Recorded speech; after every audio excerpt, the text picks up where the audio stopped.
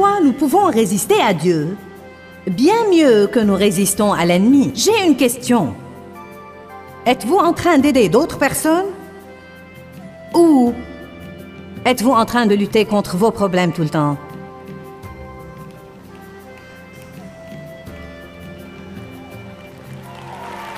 Une seule... Restez avec nous dans Jouissez de votre vie.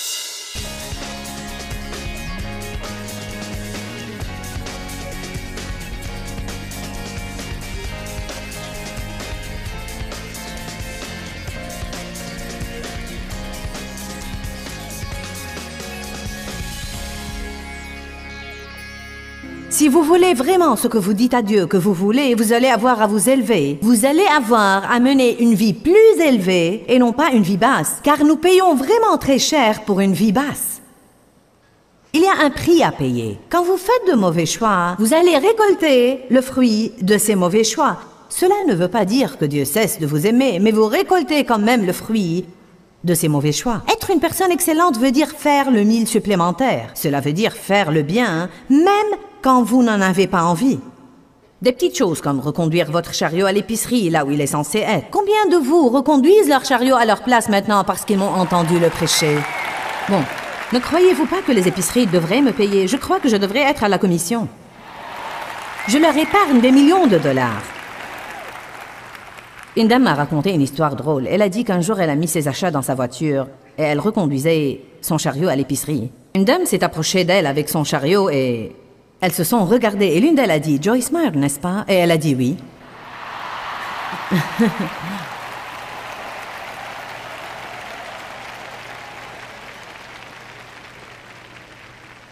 Si vous ne m'avez jamais entendu raconter ces histoires, c'est les situations où Dieu a commencé à essayer de m'apprendre à être excellente depuis 20 ans.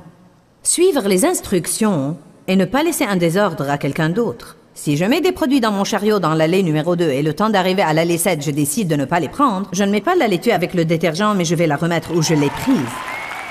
Ou si je vais faire des courses et je fais tomber des vêtements du portant, je les ramasse et les remets à leur place. Je ne les laisse pas par terre pour quelqu'un d'autre. Beaucoup de gens ont cette attitude. Eh bien, c'est pour ça qu'ils sont payés. Les gens disent, ils sont payés pour le faire, qu'ils remettent les choses en place. Ils sont payés pour le faire. La vérité, c'est que si tout le monde partout dans le monde avait une attitude d'excellence, et si tout le monde ramassait après lui-même, les prix ne seraient pas aussi élevés qu'ils le sont.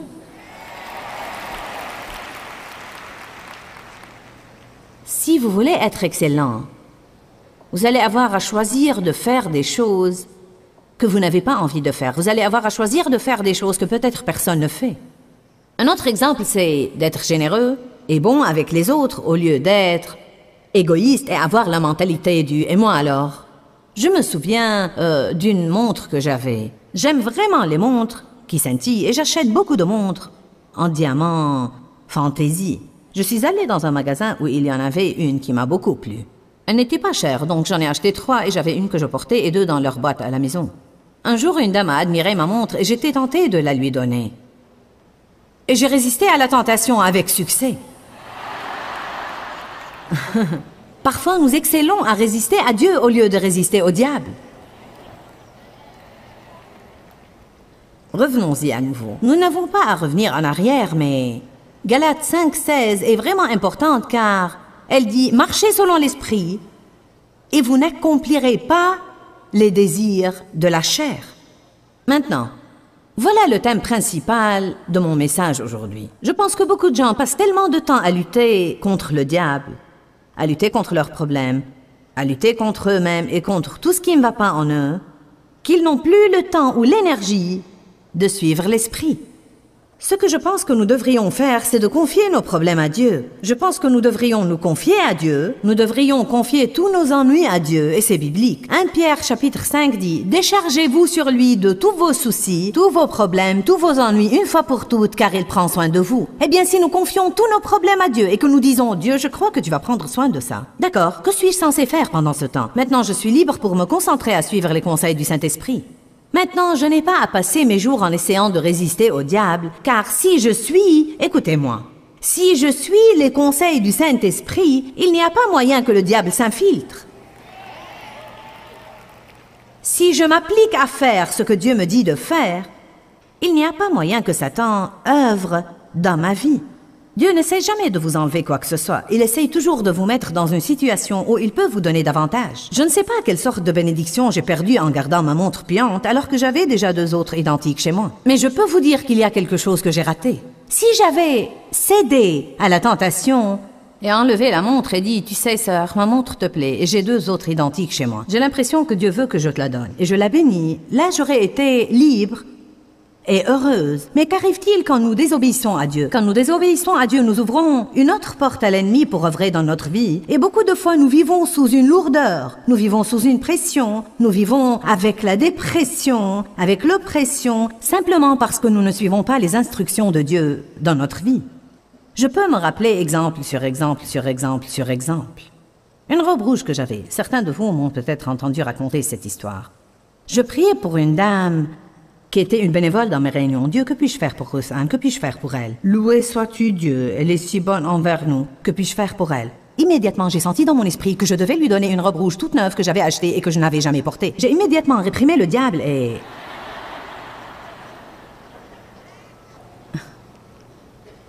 Parce que j'ai raisonné, la robe est neuve, ça ne peut pas être de Dieu. J'étais encore à l'époque où je donnais de vieux trucs, mais rien de nouveau. 1 mois plus tard, je priais toujours pour cette dame et Dieu m'a dit la même chose. Oui, elle a finalement eu la robe et elle travaille pour moi maintenant et elle la porte toujours. J'essaye de faire remarquer que parfois nous pouvons résister à Dieu bien mieux que nous résistons à l'ennemi. J'ai une question. Êtes-vous en train d'aider d'autres personnes? Ou êtes-vous en train de lutter contre vos problèmes tout le temps?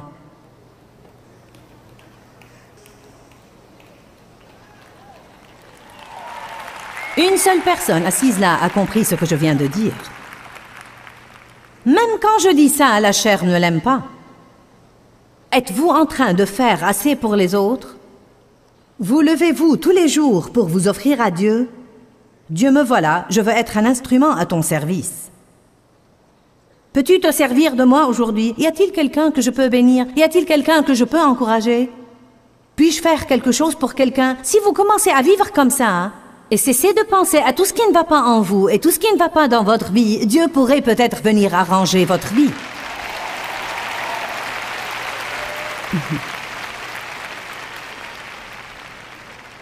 Je sais que ce que je vous dis est vrai, car j'ai essayé les 2 façons. Quand j'ai finalement compris Galates 5:16, marchez selon l'esprit et vous n'accomplirez pas les désirs de la chair.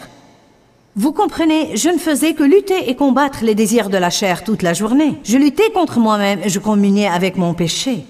Quand j'ai finalement décidé de communier avec Dieu et de me concentrer à suivre les instructions du Saint-Esprit, j'ai changé et je ne sais même pas comment. Et Dieu prend toute la gloire car je n'avais rien à faire avec ça.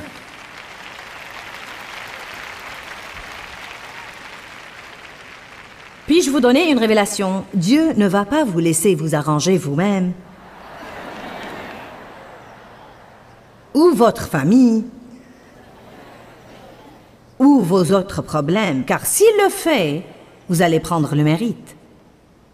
Et Dieu dit que sa gloire est la seule chose qu'il ne va partager avec personne. Êtes-vous en train de faire assez pour les autres? Si vous n'avez pas besoin d'entendre ça, j'en ai besoin. Car aussi généreuse que je sois dans certaines saisons de ma vie, je peux revenir à « et moi alors, et moi alors, et moi alors, et moi alors, et moi alors, et moi alors ». Amen? Non, je ne vais pas faire ce stupide robot. À moins que vous m'en persuadez.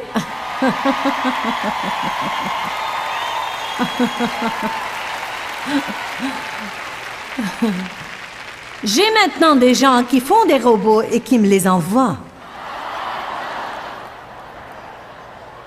D'accord, d'accord, d'accord, d'accord.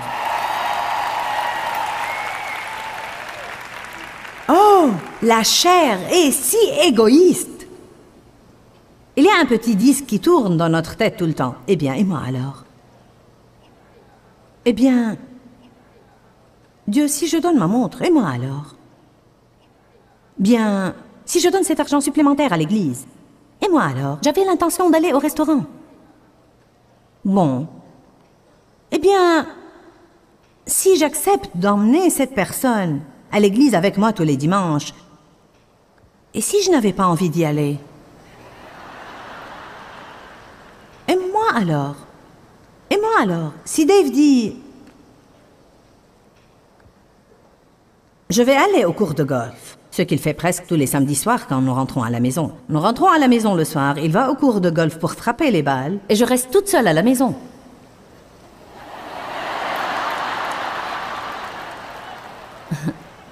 Là, attendez un instant, attendez. Je lui disais, eh bien... Et moi alors? C'est bon pour toi, je travaille dur tout le week-end et je suis crevée. Et tu sors et tu t'amuses et je reste ici toute seule. Maintenant je dis, pourquoi ne vas-tu pas au cours de golf pour que je puisse rester seule? Le Seigneur soit loué. Qu'ils sortent tous de la maison, je veux un peu de calme. Je veux contrôler la télécommande.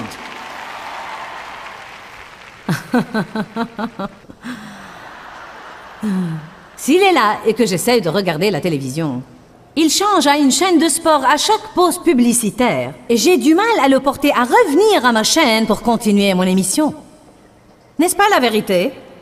Allez, ai-je quelques sœurs ici ce soir pour témoigner pour moi? Les hommes et la télécommande. Amen. Je suis assise là. Reviens à ma chaîne, allez, je vais rater la fin. Reviens à ma chaîne, je dois voir ce programme. Reviens à ma chaîne. Puis je pense, d'accord Joyce, sois pieuse, sois pieuse, sois pieuse. Oh Dieu, Dieu, Dieu, Dieu, aide-moi à être pieuse, aide-moi. C'est étonnant que nous puissions nous fâcher à cause d'une télécommande. Vous savez, je me rappelle de toutes ces années où... je m'énervais tellement. Et moi alors? Et moi alors? C'est bon pour toi. Et moi alors? Et moi alors? Cela ne veut pas dire que les gens ne vont pas vous maltraiter ou qu'ils ne vont pas parfois vous exploiter. Mais la vérité, c'est que si vous vous confiez à Dieu, Dieu prendra soin de vous. Nous devons prier pour les choses et cesser de nous en occuper. Certains de vous doivent cesser de s'occuper d'eux-mêmes et faire une grande fête. Alléluia. Pourquoi es-tu si heureux? J'ai pris ma retraite. Je n'essaye plus de gérer le monde. Revenons à notre histoire. Je l'ai mieux compris quand j'étais dans mon lit un matin à peine réveillée. Même pas encore tout à fait réveillée, et je pensais... Oh Dieu, Dave va vouloir regarder le football aujourd'hui. Je me demande comment je peux le porter à ne pas le regarder et à me sortir ce soir. J'ai un tas de travaux ménagers qui doivent être faits aujourd'hui. Et les enfants vont vouloir jouer. Peut-être que je pourrais les persuader de m'aider. Et que si je leur paie assez, ils me gratteraient le dos. Avez-vous jamais payé vos enfants pour vous gratter le dos? Non mais c'est l'inflation. Mes aînés prenaient 25 cents l'heure. Combien je te payais? Oh, tu prenais $1 l'heure. Le temps d'en arriver à Danny, il prenait environ $5 l'heure. Je l'ai supplié de me gratter le dos. Et moi alors? Et moi alors? Et moi alors? De toute façon, j'étais dans mon lit un matin et le Seigneur m'a dit « Tu me rappelles un petit robot. C'est comme si le diable venait et remontait ce grand remontoir métallique dans ton dos. Car voyez, la façon dont nous pensons tôt le matin prépare notre journée. Voilà pourquoi je dis qu'il est si important de prendre un moment tôt le matin pour dire « Dieu, que puis-je faire pour quelqu'un d'autre? Je veux être une bénédiction aujourd'hui. Je veux que tu te serves de moi aujourd'hui, Dieu. Je suis prête à souffrir dans la chair si je le dois pour t'être obéissante. Je sais que Satan va me tenter de faire le mal aujourd'hui, mais je veux faire le bien. Dieu, aide-moi, Dieu. Je prie en ce moment, je communie avec toi, Dieu. Aide-moi à être une bénédiction. Si nous faisons ça, nous sommes tout remontés pour servir Dieu. Mais si nous nous allongeons là et nous pensons, et moi alors, comment puis-je faire à mon idée? Tout le monde me maltraite. Personne ne m'aime. Je suis une esclave ici et tout ce que je fais, c'est de faire tout le travail et ils ont tout l'amusement. C'est comme...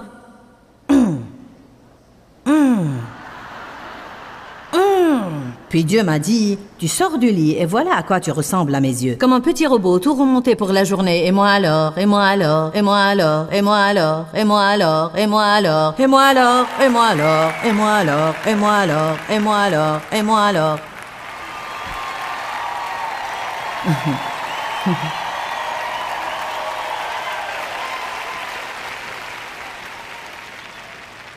Pense d'une façon différente le matin et sois remonté d'une façon différente. Bon, j'ai 4 écritures que je veux vous montrer qui étaient des écritures clés dans ma vie. 1 Thessaloniciens 5.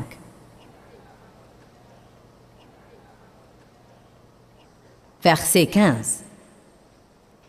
1 Thessaloniciens 5, 15. Ce que j'ai trouvé, c'est que si vous voulez marcher dans l'amour et être bon envers les autres, vous allez avoir à le faire exprès. Vous ne devez pas attendre d'en avoir envie. L'amour n'est pas un sentiment, c'est un choix. 1 Thessaloniciens 5,15 dit « Prenez garde que personne ne rende à autrui le mal pour le mal. Mais efforcez-vous de témoigner de la gentillesse et recherchez toujours le bien entre vous et envers tous. » J'ai tracé des cercles autour des mots « efforcer » et « rechercher », car il parle d'un choix. Il ne parle pas d'un sentiment. Il dit « rechercher le bien des autres ». Que signifie le mot « rechercher » ? Solliciter, faire des efforts et poursuivre de toutes ses forces. Rechercher est un mot très puissant.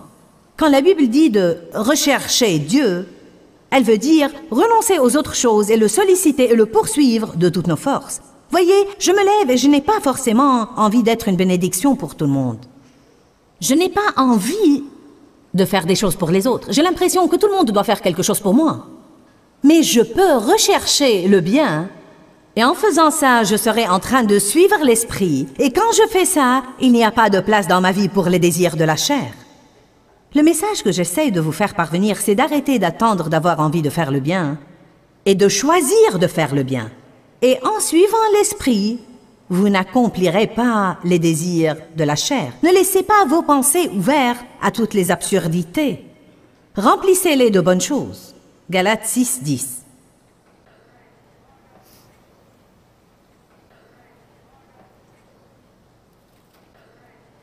C'est une autre écriture vraiment merveilleuse. Elle commence au verset 9 et apparemment elle parle des gens qui ont des épreuves et des tribulations. Elle dit « Ne perdons pas courage et ne nous laissons pas d'agir noblement et de faire le bien, car au temps convenable et au moment opportun, nous moissonnerons si nous ne relâchons pas notre courage. » Mais le verset 10 est tellement important. « Ainsi donc, pendant que nous en avons l'occasion, pratiquons le bien moralement envers tous, non seulement en leur étant utile et bénéfique, mais aussi faire ce qui est bien pour leur bien et avantage spirituel. Souciez-vous d'être une bénédiction. En d'autres termes, que votre esprit soit plein de moyens de pouvoir être une bénédiction. Je vous demande à nouveau, êtes-vous en train de faire assez pour les autres? Devenez créatif. Demandez à Dieu de vous donner des moyens créatifs pour être une bénédiction. Demandez à Dieu de vous montrer des moyens pour pouvoir faire des actes de gentillesse au hasard. Des moyens de mettre un sourire sur le visage de quelqu'un d'autre, parfois même quelqu'un que vous ne connaissez pas et que vous ne verrez plus jamais tant que vous vivrez. Pourquoi? Parce que quand vous agissez de la sorte, vous agissez comme Dieu. Et s'il y a une chose que les gens ont besoin de voir, ils ont besoin de voir Dieu. Ils en ont assez de nous voir leur prêcher sans rien leur montrer. Amen? Nous devons être bons envers les gens. Nous devons témoigner de l'appréciation aux autres. Nous devons complimenter les autres. Parfois, même dans ça, vous serez peut-être tenté de complimenter quelqu'un. Mais le diable dit, il pensera que tu es bête. Et vous ne le faites pas. Vous serez peut-être tenté d'appeler un ami pour l'encourager, mais la chair est trop paresseuse pour se lever du canapé et aller au téléphone. Donc nous prenons la tentation de l'ennemi plutôt que la tentation de Dieu. Est-ce que quelqu'un saisit ça aujourd'hui? Vous êtes tenté de faire le bien toute la journée, mais vous suivez les mauvaises tentations. Amen. Chaque fois que vous faites des choses pour les autres, vous allez avoir à faire un effort. Ça va vous coûter quelque chose, du temps, de l'argent, de l'effort. Ma fille m'a entendu dire quelque chose comme quoi j'ai acheté une bague à une amie et elle m'a tellement plu que j'ai eu du mal à ne pas la garder. Et j'ai fait ce commentaire à une de mes filles. Elle m'a tellement plu que j'ai eu du mal à ne pas la garder. Eh bien, si vous écoutez ce que les gens disent, vous pourrez être une bénédiction à coup sûr. Car les gens vous disent tout le temps ce qui est important pour eux, ce qu'ils veulent, ce dont ils ont besoin, les luttes qu'ils vivent. Donc, ma fille Sandra, qui est ici présente, a pris l'initiative et elle a appelé mes 3 autres enfants et elle a dit « Maman veut cette bague ». Et elle fait des choses pour nous tout le temps, que chacun de nous mette du sien et achetons-lui cette bague. Puis ils m'ont tous emmené dîner la semaine passée, et simplement parce que, ils m'ont emmené dîner, simplement parce que pensez-vous que ça a fait à notre relation? Ça a fait... Vous savez, eh bien, ont-ils perdu quelque chose? Pas vraiment, car maintenant je suis motivée à me mettre en 4 pour faire davantage de choses pour eux. Vous ne perdez jamais quand vous êtes bon envers les autres. Car même s'ils ne vous le rendent pas, Dieu le fera. Je vais vous dire une chose sur les relations. Nous ne comprenons pas assez l'importance des relations et les gens considèrent les relations comme allant de soi. Nous ne nous exprimons pas assez. Nous n'exprimons pas assez notre appréciation. Nous ne faisons pas assez pour les autres. Ensuite, nous nous demandons pourquoi nous avons de mauvaises relations. Les gens ont besoin d'être encouragés et d'être édifiés. Même les gens riches ont besoin que quelqu'un leur offre un cadeau de temps en temps, car ce n'est pas le cadeau qui leur manque, c'est l'acte de donner.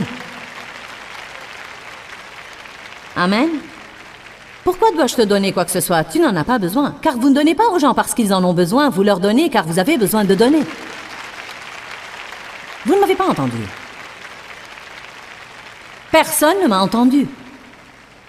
N'essayez pas de trouver quelqu'un qui en a besoin. Donnez parce que vous avez besoin de donner. Il y a des gens qui me donnent tout genre de trucs que je ne peux pas utiliser et j'ai appris qu'ils ont besoin de les donner. Et je les reçois aimablement. Et si je ne peux pas les utiliser, je m'en sers comme grain dans la vie des autres. Car la Bible dit que Dieu nous donne des dons et nous donne de la semence pour semer. Dieu donne du pain pour la nourriture et de la semence au semeur. Certains des trucs que vous donnez ne sont pas à vous. Vous êtes un canal pour les passer à quelqu'un d'autre.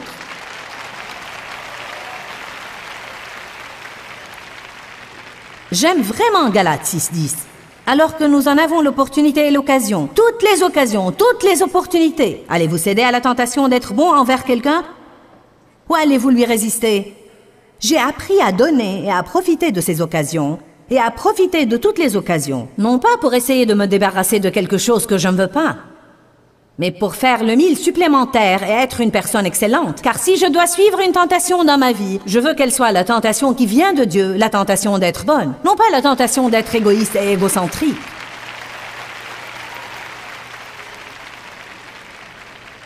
La Bible dit dans Actes 10:38, « Vous savez comment Dieu a oint du Saint-Esprit et de force Jésus de Nazareth qui allait de lieu en lieu faisant du bien. » C'était sa mission. Qu'a-t-il fait? Il se levait tous les jours et il était une bénédiction. Tous les jours, Jésus, notre merveilleux Jésus, se levait tous les jours, oint de Dieu. Qu'a-t-il fait de cette onction? Il allait faire du bien. Être une bénédiction. Faire du bien. Alléluia. Faire du bien. Être une bénédiction. Amen. Quel est l'appel sur ta vie? Je suis bonne envers les autres. Amen. Quel est ton don? La bonté. Eh bien, nous avons tous besoin d'étudier la parole de Dieu pour pouvoir rester assez fort dans l'esprit pour triompher de la chair. La tentation vient toujours et notre tâche est de lui résister. Vous pouvez être tenté de rester fâché contre quelqu'un qui vous a blessé, mais la Bible nous apprend à pardonner. Faites un choix aujourd'hui de laisser tomber tout ce qui vous gêne de votre passé. Peut-être que Satan vous tente de rester fâché, mais vous pouvez résister à cette tentation par la force de Dieu. Priez pour vos ennemis, et cela vous aidera à surmonter toute amertume que vous pouvez avoir. Pourquoi, Seigneur, pourquoi? Dans ce livret, Joyce Meyer nous enseigne à travers la parole comment être délivré de la confusion. Pour obtenir ce livret gratuitement, écrivez-nous à Joyce Meyer, boîte postale 40095-6300 Larnaca, Chypre. Ou bien visitez notre site web www.joycemeyer.org/fr.